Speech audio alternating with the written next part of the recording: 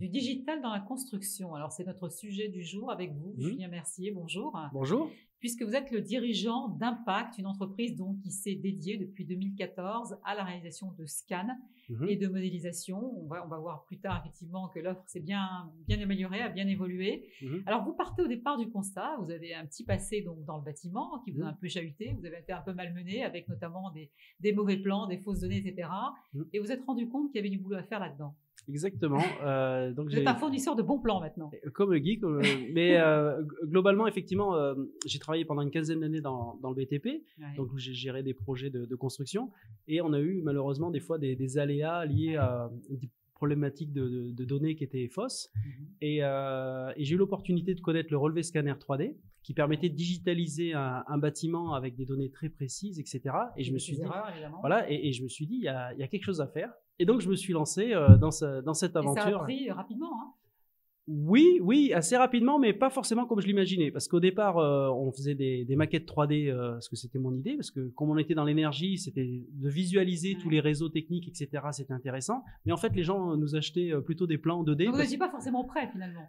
Alors, nous, on l'était, plus ou moins, mais nos clients l'étaient pas forcément. Mais après, on a grandi ensemble et effectivement, ils se sont appropriés la maquette numérique et on a évolué effectivement vers d'autres choses. Alors là où vous étiez complètement prêt, en revanche, puisque vous êtes parmi les premiers en France à avoir développé, utilisé donc le BIM. On rappelle que c'est donc Building Information Management.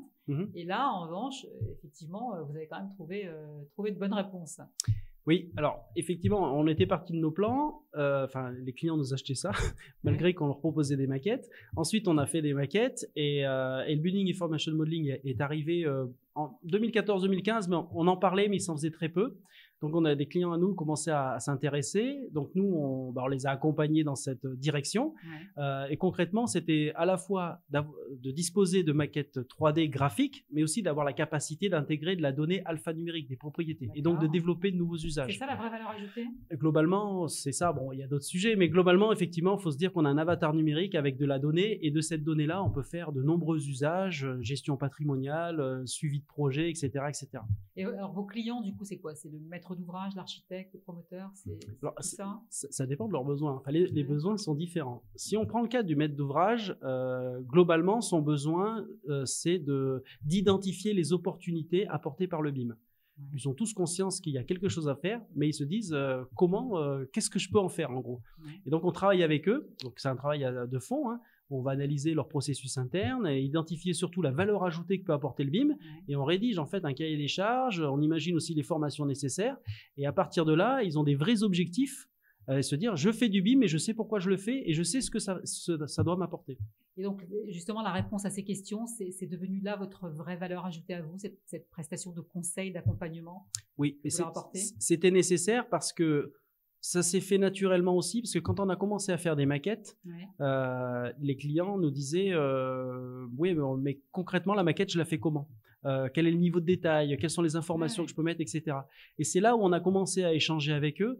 Et donc, ces prestations. C'est pédagogique, hein? Tout à fait.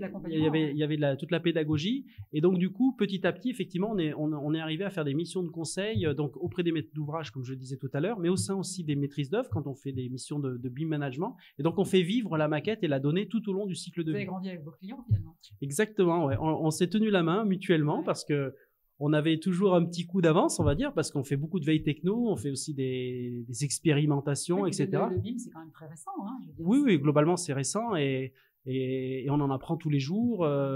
On peut se perdre aussi parce qu'il y a énormément d'offres, d'opportunités, de logiciels, de solutions. Et la difficulté, effectivement, c'est de rester très pragmatique. Alors nous, on est né en Auvergne, donc on est terrien, donc on a les pieds sur terre, donc on essaye d'être très pragmatique et de faire en sorte que le BIM soit vraiment source de valeur et non pas un empêcheur de tourner en rond. Un facilitateur et pas... Exactement. Parce qu'on a vu des situations où des fois le projet en BIM, les acteurs se perdaient, n'étaient pas mûrs, etc. Et tout s'est arrêté et les gens disaient ça sert à rien. Ça devient décourageant. Exactement. Donc là, il faut être très très vigilant par rapport à ça. Alors quand on arrive à ce degré d'expertise, parce que maintenant quand même vous maîtrisez parfaitement la chose, on n'a pas envie de la décliner vers d'autres secteurs que la construction? Alors, on l'a fait effectivement depuis, on va dire, un an et demi, puisqu'on a eu la chance d'accompagner des gros maîtres d'ouvrage, notamment dans le domaine aéroportuaire ou les hôpitaux, donc des sujets assez techniques. Et, donc là aussi, c'est votre client qui vous a emmené vers une diversification. Exactement, oui. Donc, une fois de plus, on a grandi avec eux.